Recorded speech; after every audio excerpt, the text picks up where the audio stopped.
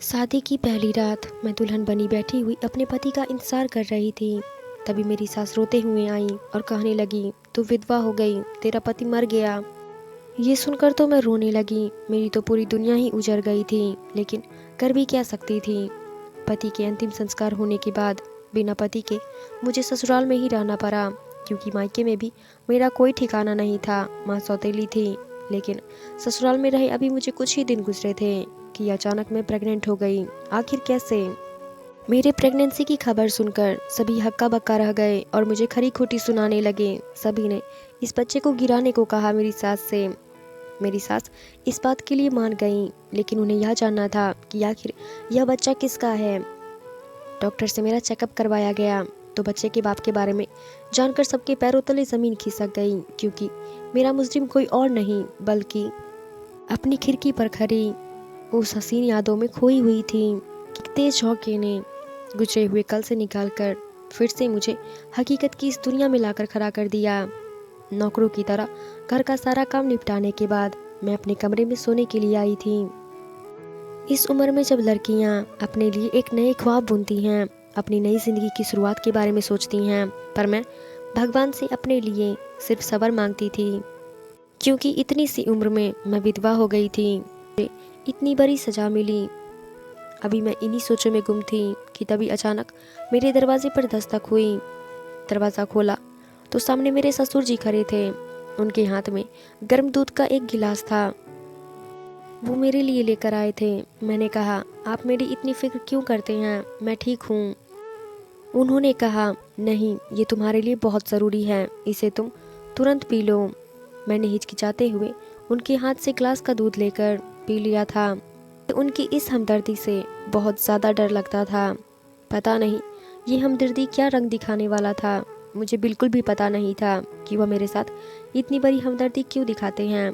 एक तरफ इस घर का माहौल और दूसरी तरफ यह सब कुछ, ये सोचते ही मैं बेचैन हो जाती थी और फिर गहरी नींद में सो जाती। अजीब माहौल में मुझे उनकी यह हमदर्दी बहुत ज़्यादा खटकती थी, लेकिन मैं समझ नहीं पा रही थी कि मैं इसको क्या नाम दूँ। रात में गहरी नींद में सोने के बाद सुबह मेरी आंख खुली और फिर से हर रोज की तरह घर के कामों में लग गई। घर की सारी जिम्मेदारी मेरे ऊपर ही थी। मेरी सास और ननद मुझे सुकून का एक लम्हा भी गुजारने नहीं देती। दुनिया का कौन सा जुल्म था जो मुझ पर ही करती।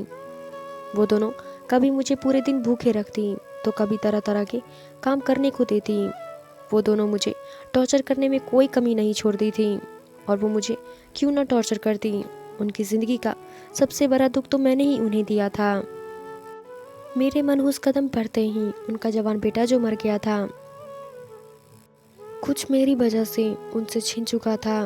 उसके बाद यह सब तो होना ही था। मैं कर भी क्या सकती थी। मजबूरन मुझे यह सब कुछ करना और बर्दाश्त करना पड़ रहा था। सास की मर्जी के बगैर मुझे कुछ खाने की भी इजाज़त नहीं थी। मुझे आज बहुत तेज भूख लग रही थी। जब भूख बर्दाश्त नहीं हुआ तो मैंने सोचा थोड़ी देर सो जाती हूँ, शायद सुकून मिल जाएगा। अभी बेड पर लेटी थी कि मेरी आंख लग गई। शाम के खाने में देर हो गई थी। मैं हड़बड़ा कर उठी और बाहर आई। मेरी सास और ननद मुझ पर गालियाँ बरसाने लगी। मेरी ननद तो मुझे मारने पीटने भी लगी। मैं हाथ जोड़कर उनसे माफ़ी मांगने लगी, लेकिन मुझ पर उन्हें ज़रा भी दया नहीं आई और आखिरकार उन्होंने मुझसे आखिरी पनाह भी छीन ली। अब मेरा ठिकाना स्टोर रूम में था, जहाँ पर कबाड़ खाना भरा हुआ था। वहाँ सिर्फ इतनी सी जगह थी कि मैं चादर बिछाकर सो जाऊं। अपनी किस्मत समझकर मैं ये सब कुछ बर्दाश्त करती जा रही थी, क्योंकि इसके अलावा कोई और चारा भी तो नहीं था। मेरे दिन कुछ इसी तरह गुजर रहे थे कि अचानक मेरी तबीयत खराब हो गई और मुझे सास और ननद के साथ हॉस्पिटल जाना पड़ा। पर चेकअप के बाद तो मेरे ऊपर कयामत ही टूट पड़ी थी। हम सभी हक्का बक्का होकर डॉक्टर का मुंह देखने लगे। मेरी सास ने डॉक्टर से पूछा, डॉक्टर साहब, आप ये क्या बोल रहे हैं? ऐसा कैसे हो सकता है? इसके पति यानी मेरे बेटे को तो मरे हुए महीनों गुजर गए हैं, तो फिर ये प्रेग्नेंट कैसे हो सकती है?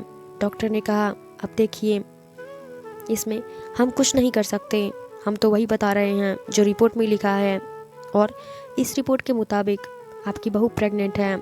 डॉक्टर के मुंह से यह सब सुनकर तो मैं हैरान थी।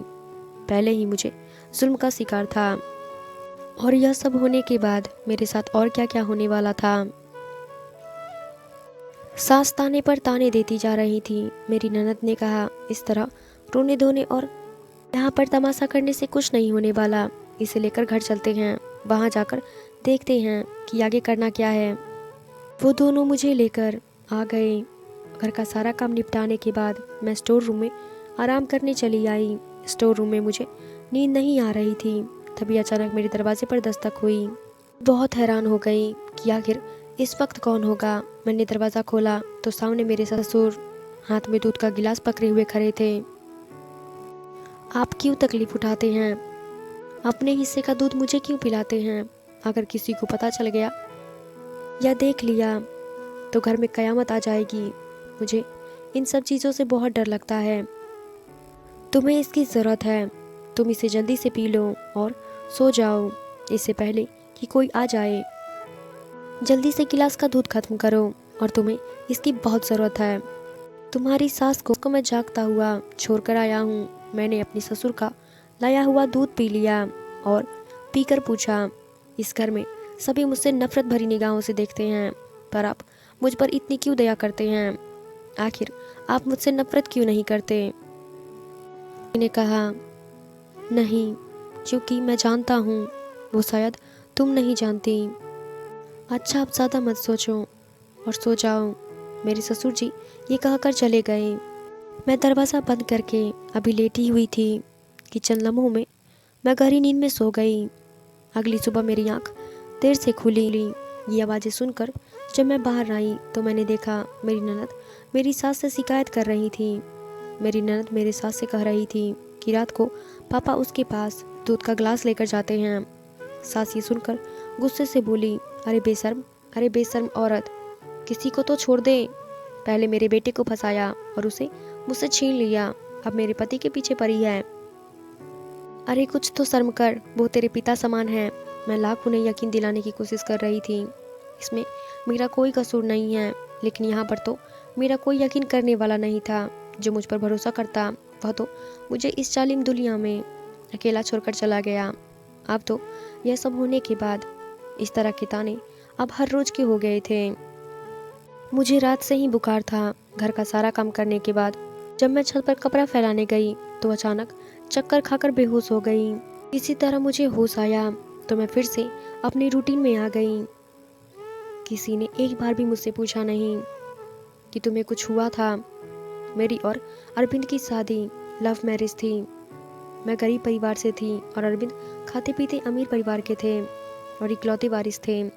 अरविंद के घर में मेरा रिश्ता होना नामुमकिन था क्योंकि अरविंद के घर वाले अरविंद की शादी मुझसे नहीं करवाना चाहते थे। उन्होंने अरविंद के लिए दूसरी लड़की पसंद कर ली थी, लेकिन अरविंद के जिद के आगे उन लोगों ने हार मान ली और अरविंद की मोहब्बत ने नामुमकिन को मुमकिन कर दिखाया और कुछ दिन बाद मेरी और अरविंद की शादी हो गई।